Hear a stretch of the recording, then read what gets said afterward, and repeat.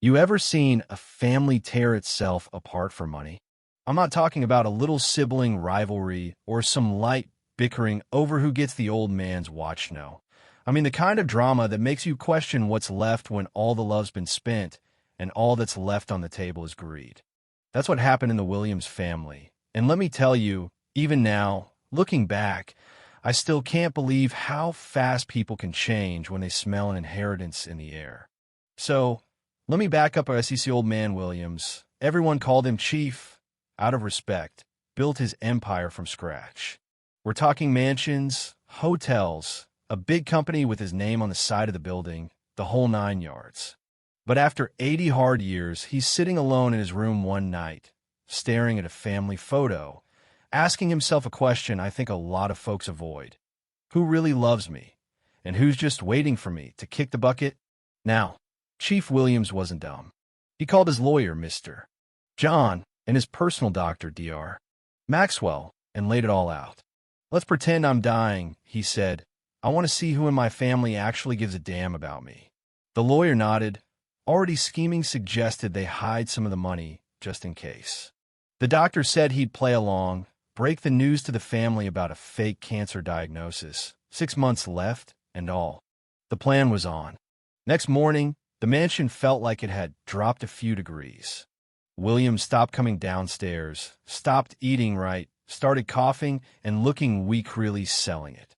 His wife, Agatha, and his kids Frank, David, Cynthia, and little Rose put on a show at first, bringing soup, sitting by the bed, crying into tissues and saying all the right words. But you know how these things go, the mask only stays on so long. A week in, Agatha's already avoiding the sick room. I just can't watch him suffer. It breaks my heart. Cynthia, too busy for bedside chats. David keeps saying he's got urgent business. Frank, the oldest, starts spending more time in the company offices than at home, and it doesn't take long before he's standing in chief study with a stack of papers. You need a rest, Dad. Let me take over. The truth is, Frank liked being the boss a little too much. The moment he took the reins, it was all parties and spending sprees, new cars and showy vacations. Cynthia's buying herself wigs and designer clothes. David's chasing some new girl he met online. Meanwhile, Chief Williams just keeps playing the part, getting weaker, watching it all from his bed. But there's Rose, sweet, stubborn Rose.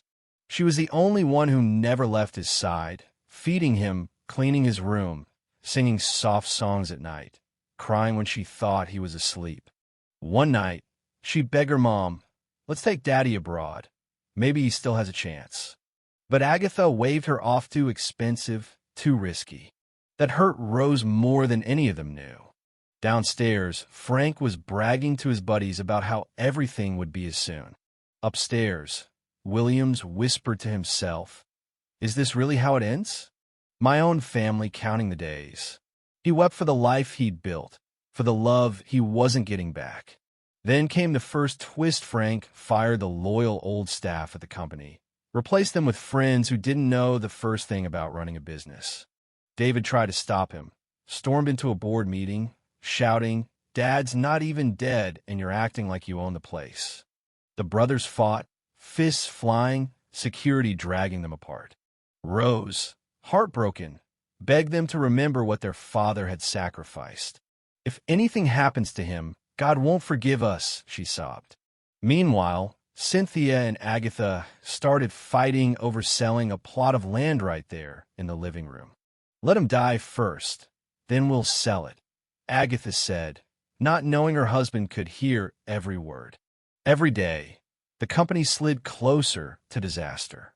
Frank's big new fashion line failed, debts piled up, and Frank Benniking decided to sell the family's prized hotel, the Sunray Grand. The twist. David had already sold it behind everyone's back, but the lawyer, Mr. John, swooped in, bought it back in secret to protect Chief's assets. The kids fought even harder, slapping, screaming, blaming each other for the mess. Then came Agatha's betrayal.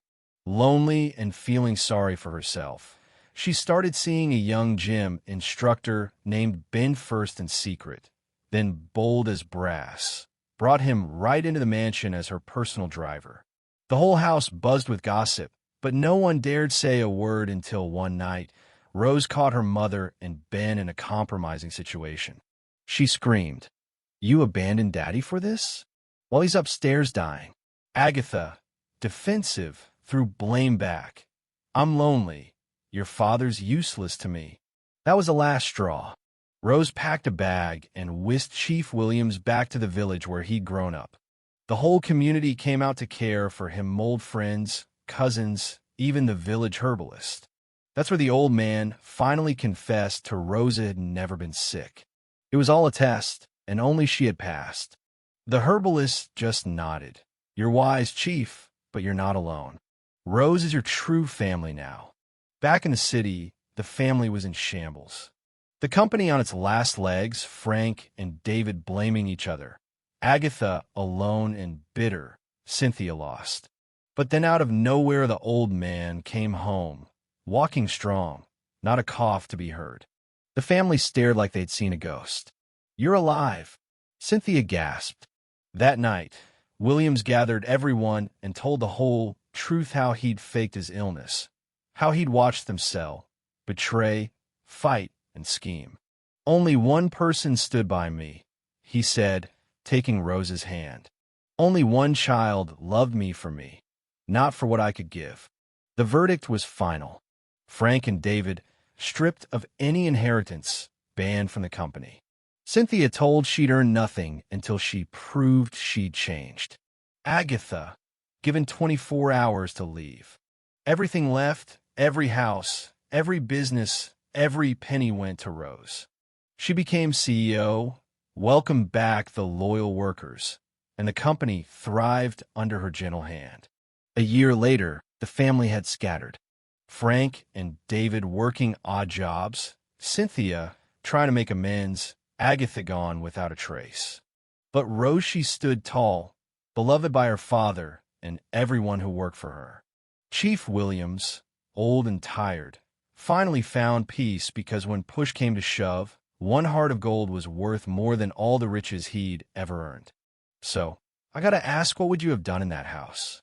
Would you have passed the test or fallen for the same traps? Share your thoughts below. Hot's real family to you, blood or loyalty? Hit like, drop your comments, and don't forget to subscribe if you want more stories that make you think about what really matters. Xin chào các bạn, mình là Trinh, mình phụ trách viết content. Trên đây là những công việc của mình, là mình lên mạng xã hội tìm hiểu những video